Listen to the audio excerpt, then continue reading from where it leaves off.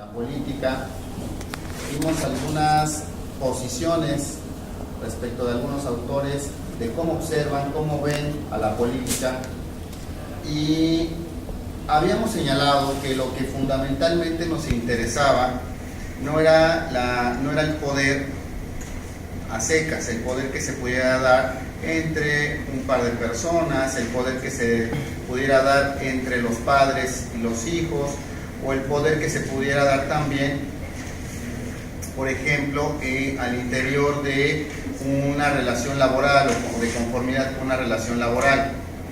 Sino hay un poder que es el que nos interesa, un poder específico, que es el poder del Estado. Perdón, ¿alguien le encargó un cable aquí? Sí, bueno, aquí lo que pasa es de que a una de nuestras compañeras va a ir a cambiar el cable porque las entradas tienen los destinos como mal. Gracias. Entonces, yo le auxilio para... Sí, por favor, gracias.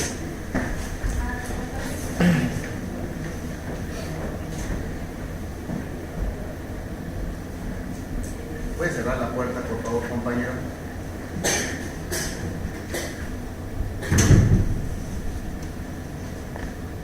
Gracias. Entonces, el poder que nos interesa en lo particular es el poder político. Cuando hablamos de poder político, y espero nos vaya quedando muy claro a qué tipo de poder nos estamos refiriendo. ¿A cuál? Exactamente, al poder del Estado, a ese elemento fundamental en la constitución, en la construcción de una entidad llamada Estado. Si es el que es el Estado, si es que es el poder del Estado, entonces este poder específico tendrá o va a tener ciertas características que lo distinguen de otro tipo de poderes, ciertos rasgos esenciales que lo harán particular y único el poder del Estado, en el cual esto hace que a partir de la distinción y de la diferencia vamos a poder encontrar esas diferencias con otros tipos de poderes o también con otras manifestaciones, por ejemplo con el concepto de autoridad, por ejemplo con el concepto de dominación, por ejemplo con el concepto de hegemonía. Pareciera que son conceptos parecidos, similares, pero no estamos hablando de las mismas cosas, ¿ok? Bueno, entonces, respecto del poder político, habíamos hablado que, primero, es el poder del Estado, es el poder que permite organizar políticamente a los individuos dentro de una comunidad.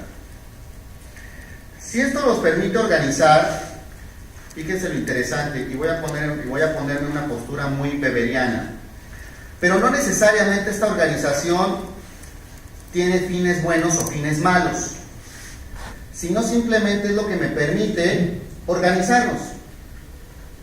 Probablemente esta organización sea para mal, es decir, en el cual no se apele al interés colectivo. Probablemente sea una organización en la cual solo se esté observando el interés de unos cuantos, solo se esté observando de algunos sujetos y no de todos. Pero eso no importará para poder identificar al poder político, porque si nosotros dijéramos o utilizáramos como herramienta fundamental para distinguir el poder político aquel que se hace para el bien de la comunidad, probablemente no pudiéramos entender sus características particulares. ¿Cuál es nuestra compañera que en la sesión anterior casi llora? ¿Dónde está? No se ha repuesto todavía. Estaba por ahí, ¿no? Ahí donde está su chamarra, su compañero a un lado. Espero no se haya puesto tan triste que haya decidido ya no asistir a su diplomado de titulación. Pero si no fuera así, entonces no pudiéramos nosotros encontrar esas características que lo hacen identificado o identificable.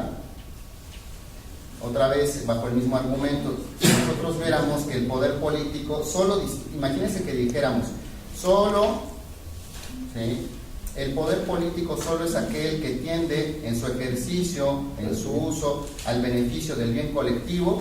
Entonces probablemente muy pocos poderes se encuadrarían dentro del poder político. Entonces ese no es un rasgo esencial, el que sea para el bien de la comunidad. ¿Cuál sí empieza a ser un rasgo esencial? Un rasgo esencial es que se presenta en una relación de mando-obediencia. Ese sí es un rasgo esencial. Estas relaciones de mando-obediencia que le llamamos gobernantes-gobernados. Soberano, súbditos, Estado, ciudadanos, etc. Parece ser que está en la relación dicotómica entre que los que unos mandan y otros obedecen. Ahí está el poder político.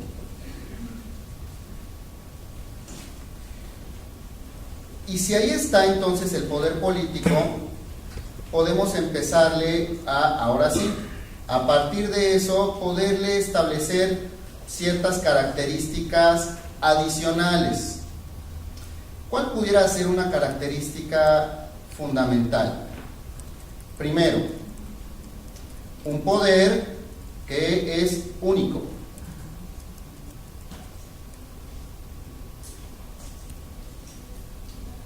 El poder político, lo hemos comentado, por naturaleza no admite competencia. Así no opera.